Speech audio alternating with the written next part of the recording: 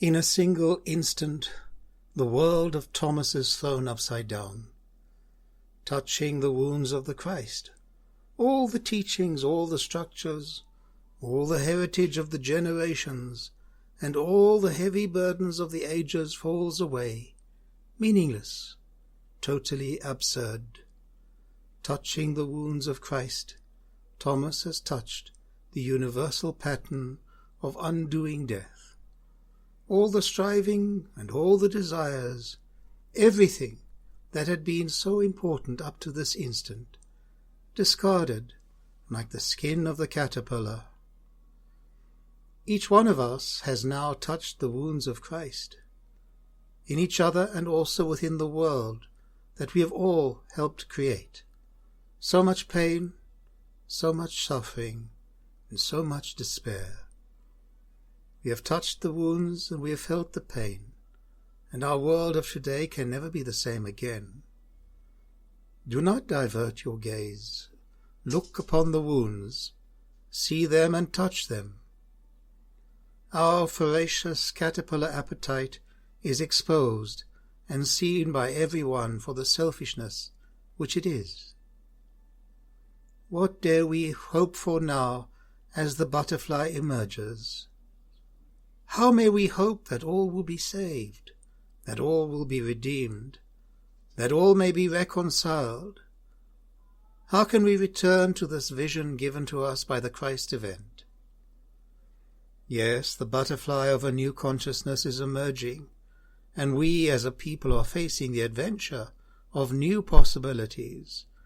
But first, we must discard the old wineskins and images that no longer serve us as God's family. Much of religion has clung tenaciously to the image of an embodied male god, the god of Mars, the god of war, a god made in our own image, in all we can subdue, in all that we can own and subjugate, of man and beast alike, entitled and dominating. We may acknowledge that God is spirit, and that the Church is our mother, yet this most ancient images of the men of empire and subjugation clings to our language, our liturgy, and our art. The Church is our mother, and we so desperately need the compassion of a mother. Perhaps this lack of a motherly God image is the reason for our well-developed muscle of petty and all too often spiteful and prejudicial justice, while mercy hangs limply from the socket.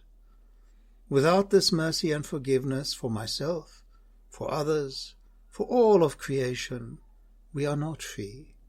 And because love needs freedom, unforgiveness blocks us from experiencing love, blocks us from experiencing God, blocks us from being authentic to our purpose as God image. This dominion over the earth, sometimes understood in a one-sided and superficial way, seems to leave no room for mercy. If we do accept that we have been made by God who is good, made by love, and that the purpose of our lives must be to love and to be loved, our hearts will be forever closed in on ourselves, empty and void of joy. Love cannot exist without forgiveness, as much as it cannot exist in indifference, because unforgiveness is always about me, always about the past, is always about my precious, my opinions, my honor, my hurt, my loss, and my needs, while love is always about the other. Love needs the good of the other. Love must be in the present. This is a great doubt and a great need, the tension between justice and mercy, the tension between our great need for forgiveness and our desire for retribution. Without finding that possibility for forgiveness in my own heart, I have blocked myself off from mercy. Without foregoing my desire for compensation, for retribution, I have closed the door to the great gift of mercy that love offers.